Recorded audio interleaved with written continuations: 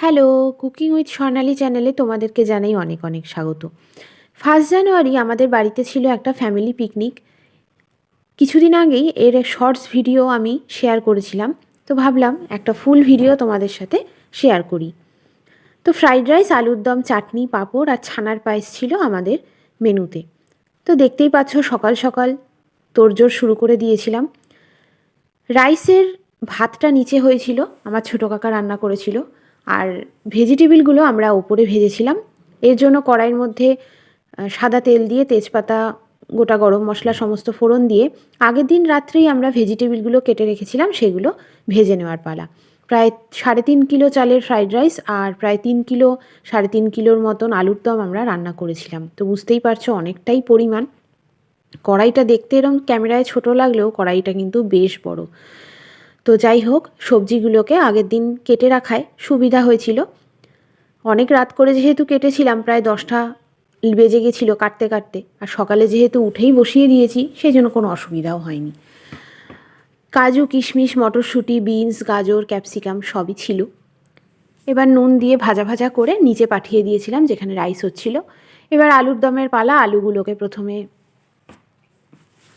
ভেজে নিচ্ছিলাম। তো যতক্ষণ আলু ভাজাটা হয় একটু চারধারটা চলো ঘুরে দেখি। আমাদের বাড়ির দুদিকেই হচ্ছে পুকুর। এটা হচ্ছে একটা বিএসএনএল টাওয়ার। এটা আমাদের বাড়ির পিছন দিক, আর গায়েই আছে একটা ফ্ল্যাট। ফ্ল্যাটটা অবশ্য নতুন হয়েছে, আগে এখানে একটা বাড়ি ছিল। চুঁচুড়া ইমামবাড়া সদর হাসপাতালের একদম গায়েই হচ্ছে বিএসএনএলের ওই টাওয়ারটা, মানে একদম হসপিটালের সামনের দিকেই আমরা থাকি। এই যে বিশাল উঁচু টাওয়ার, যেটা ওপারে যখন কেউ যায় নৈহাটি থেকে এই টাওয়ারটা কিন্তু দেখা যায়। এটা আমার সেজ বোন স্যালাডের সমস্ত কিছু আয়োজন করছে। সরি, স্যালাডের না, এটা আলুর দমের টমেটোও কাটছিল। স্যালাডের শসা, টমেটো, পেঁয়াজ পরে কাটা হয়েছিল। আর এখানে কড়াইশুঁটি, ধনেপাতা কুচি সব করা হয়েছে। দেখতে দেখতে আলু ভাজা কমপ্লিট। এবার মশলা কষিয়ে নেওয়ার পালা। মশলাটা কষতে কষতেই দিয়ে দেওয়া হলো টমেটো। টমেটোগুলো আর গ্রেট করা হয়নি, এত নরম ছিল, টমেটোগুলো গলে যাবে। এবারে দইয়ের মধ্যে সমস্ত গুঁড়ো মশলা দিয়ে সেটাও দিয়ে দিল আমার মেজ বোন। চারমগজ, দই, বাদাম সবই পড়েছিল। মশলাটা যতক্ষণ কষছে ততক্ষণে একটুখানি আমার বোনেদের নাচ দেখে নাও। পিকনিক মানেই তো গান আর নাচ হবেই। এত হাওয়া দিচ্ছিল যে মাঝে মাঝেই আগুনের তাপটা নিয়ে আমরা সমস্যায় পড়ছিলাম। কড়াইটা একবার এদিক আর ওদিক, এদিক আর ওদিক করতে হচ্ছিল। যদিও গার্ড দিয়ে দিয়েছিলাম, তবুও কন্ট্রোল করা যাচ্ছিল না।